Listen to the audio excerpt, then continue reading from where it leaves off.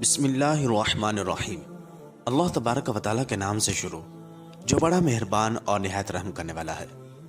معزز دوستو، آج کی اس ویڈیو کے اندر ہم آپ کو بیان کریں گے کہ گدھ کس قسم کا پرندہ ہوتا ہے اور حضور اکرم صلی اللہ علیہ وسلم نے اس کو تمام پرندوں کا بادشاہ کیوں کہا ہے، اور حضرت امام حسن بن علی رضی اللہ تعالیٰ عنہ نے گدھ کے متعلق کیا ارشاد فرمایا تھا، اور گدھ کو گدھ کیوں کہتے ہیں، اور اللہ تبارک و تعالیٰ نے اس کو کون کون سی صلاحیتیں عطا فرمائی ہیں، اور یہ بھی بیان کریں گے کہ گدھ ہندوستان کیوں جاتا ہے۔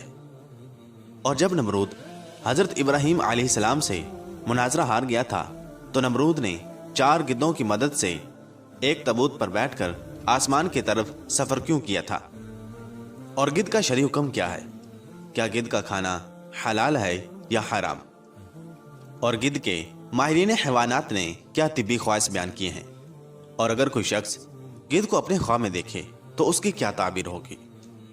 ناظرین محترم، گدھ کو عربی زبان میں نسر کہتے ہیں، اور گدھ کو نسر کہنے کی وجہ یہ ہے کہ نسر کے معنی نوچ کر کھانا کے ہیں، اور یہ بھی چونکہ گوشت کو نوچ کر نگل جاتا ہے اسی وجہ سے اس کو گدھ کہا جاتا ہے۔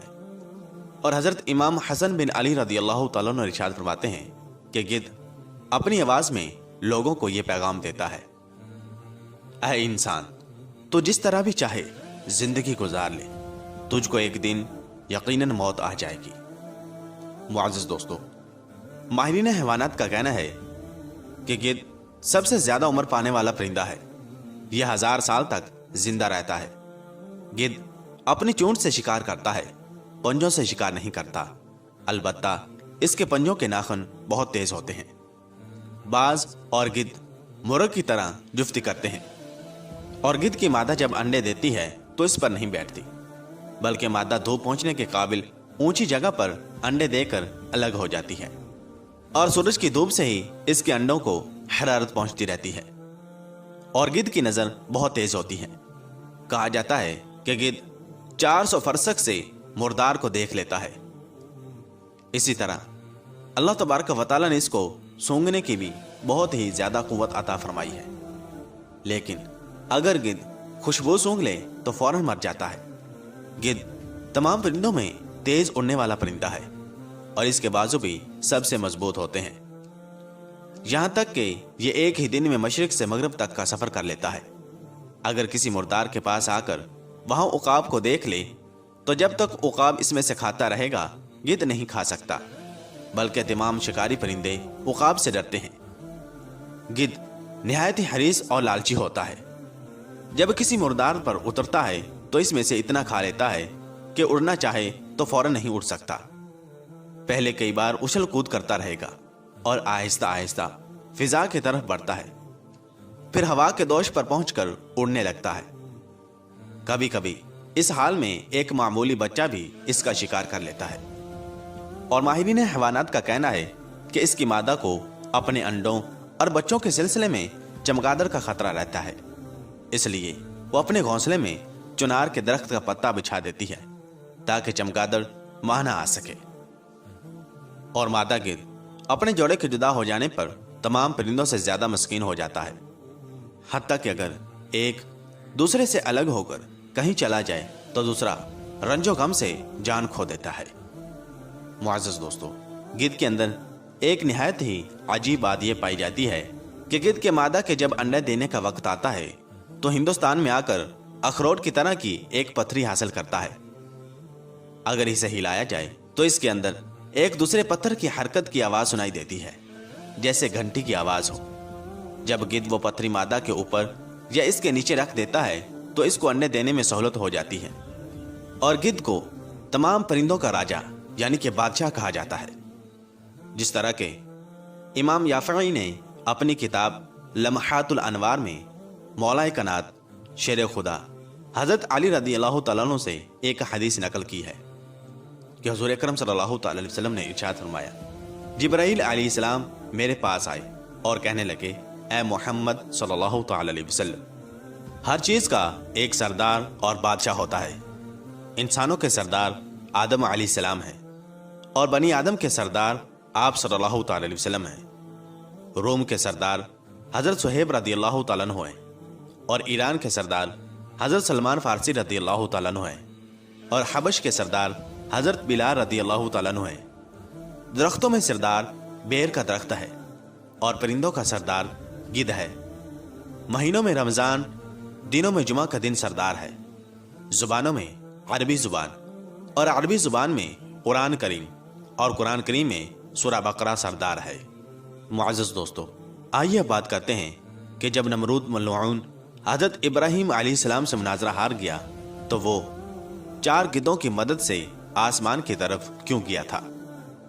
नाज़रीन ग्रामी, हजरत अली रदी अल्लाह तआला अन्हु से रिवायत है कि जालिम नमरूद ने जब हजरत इब्राहीम अलैहिस्सलाम से उनके रब के मुतल्लिक बहस की और गुफ्तगू में हार गया तो उसने कहा कि अगर हजरत इब्राहीम अलैहिस्सलाम की बात दुरुस्त आए तो मैं जरूर आसमान तक चढ़ कर जाऊंगा और इसका खुदा का पता लगाऊंगा। फिर नमरूद ने गिद्ध के 4 चूजे मंगवाए और इनकी तरबियत की, यहां तक कि वो गिद्ध जवान हो गए। फिर एक तबूत बनवाया जिसमें ऊपर नीचे दोनों तरफ दरवाजे लगाए। इसमें नमरूद अपने एक मसाहिब के साथ बैठ गया। तबूत के किनारों पर डंडे लगाकर इसमें गोश्त के लोथड़े लटका दिए और तबूत से इन गिद्धों से पैरों में इतनी लंबी रस्सी बांध दी कि वो गोश्त तक नहीं पहुंच सकते थे और डंडे इस तरह लगाए कि बवक्त जरूरत इनको ऊपर नीचे किया जा सके। फिर गिद्धों ने गोश्त देकर उसकी लालच में उड़ना शुरू किया। उड़ते गए और ऊपर चढ़ते गए, यहां तक कि पूरा दिन खत्म हो गया और वह फिजा की तरफ बढ़ते रहे। नमरूद ने अपने साथी से कहा कि ऊपर का दरवाजा खोलो और देखो कि हम आसमान के करीब आ गए। उसने दरवाजा खोलकर देखा और बताया कि आसमान का फासला पहले की तरह है। नमरूद ने कहा, नीचे का दरवाजा खोलकर जमीन का जायजा लो, क्या सूरत हाल है।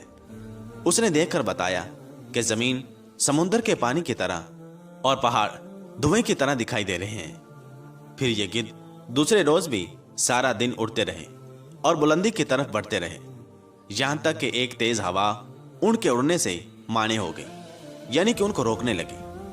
फिर नमरूद ने अपने साथी से कहा कि अब दोनों दरवाजे खोलकर जमीन और आसमान का जायजा लो। उसने खोलकर देखा तो आसमान को उसी हालत पर पाया और नीचे का दरवाजा खोला तो उसको जमीन बिल्कुल तारीक स्याही में डूबी हुई नजर आई।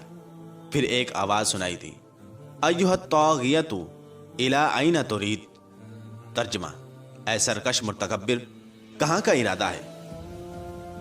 हजरत इकरमा रदी अल्लाह तआला अन्हु इरशाद फरमाते हैं कि उस ताबूत में एक लड़का भी तीर कमान लिए बैठा था। उसने वहां से आसमान की तरफ एक तीर चलाया तो उसका तीर फिजा में उड़ने वाले एक परिंदे के खून से आलूद होकर उसी की तरफ वापस आ गया। उसने कहा, आसमान के खुदा का तो हमने काम तमाम कर दिया है। फिर नमरूद ने अपने साथी से कहा कि गोश्त लटकाए हुए डंडे को नीचे झुका दो। चुनाचे उसने ऐसा ही किया तो गिद्ध तबूत को लेकर नीचे की तरफ उतरने लगे। पहाड़ों ने गिद्धों और तबूत उड़ने की आवाज सुनी तो इन पर खौफ तारी हो गया और इन पहाड़ों ने समझा कि जरूर आसमान से कोई आफत आ गई और कयामत नाजिल हो गई। लिहाजा वो खौफ से लरजने लगे और करीब था कि अपनी जगह से लुढ़क जाते। इसके मुतालिक कुरान करीम में अल्लाह तबारक व तआला यूं इरशाद फरमाता है। तर्जमा, करीब था कि इनकी इजाजत से पहाड़ भी अपनी जगह से टल जाएं। नाज़रीन ग्रामी, अल्लाह तबारक व तआला ने इस सरकश, जालिम और जाबर और मलऊन नमरूद शख्स को एक छोटे से लंगड़े मच्छर के जरिए से इबरत का निशान बनाकर जहन्नम वासिल किया था। बहरहाल नाज़रीन ग्रामी, गिद्ध की गंदगी और इसके मुर्दार खाने की वजह से इस्लाम ने इसको हराम करार दिया है। गिद्ध का खाना हराम है और माहिरीन हैवानात ने गिद्ध के चंद एक तिब्बी ख्वास भी बयान किए हैं। माहिरीन हैवानात का कहना है, अगर किसी औरत को विलादत में दुश्वारी हो और इसके नीचे गिद्ध का कोई पर रख दिया जाए तो विलादत में सहूलत हो जाती है और जल्दी से बच्चा पैदा हो जाता है। और अगर गिद्ध के बाईं रान की हड्डी पुराने दस्त का मरीज यानी कि पुराने मोशनों का मरीज पहन ले तो मर्ज से निजात पाएगा। और गिद्ध को ख्वाब में देखने की ताबीर के हवाले से अहले इल्म का कहना है कि गिद्ध को ख्वाब में देखना, इससे मुराद बादशाह का देखना है। लिहाजा अगर किसी ने गिद्ध को अपने से लड़ते हुए देखा तो कोई बादशाह इससे नाराज होकर اس پر کسی ظالم کو مسلط کر دے گا، جس طرح کہ حضرت سلیمان علیہ السلام نے پرندوں پر گدھ کو مسلط کر دیا تھا اور پرندے گدھ سے ڈرتے تھے، اور کوئی بھی پرندہ کسی قسم کی سرکشی نہیں کرتا تھا۔ اور اگر کوئی شخص خواب میں کسی فرمانبردار گدھ کا مالک بن جائے تو بہت بڑا مال اس کے ہاتھ آئے گا، اور اگر کسی شخص نے خواب میں گدھ کا بچہ پایا تو اس کے یہاں بچہ پیدا ہوگا جو باوقار اور بڑا آدمی بنے گا۔ اور حضرت ابراہیم کرمانی کا کہنا ہے کہ گدھ کی تعبیر بہت بڑے بادشاہ سے بھی دی جاتی ہے، کیونکہ اللہ تبارک و تعالی نے ایک فرشتہ گدھ کی شکل کا بنایا ہوا ہے جو پرندوں کا رزق مہیا کرنے پر مقرر ہے۔ بہرحال ناظرین گرامی، ہر چیز کی تخلیق میں کوئی نہ کوئی حکمت پوشیدہ ہے جس کو اللہ تبارک و تعالی خوب جانتا ہے۔ ہمیں اللہ تبارک و تعالی کی تمام نعمتوں کی قدر کرنی چاہیے اور اپنی زندگی اللہ تبارک و تعالی اور اس کے محبوب صلی اللہ تعالی وسلم کے بتائے ہوئے حکم کے مطابق گزارنی چاہیے۔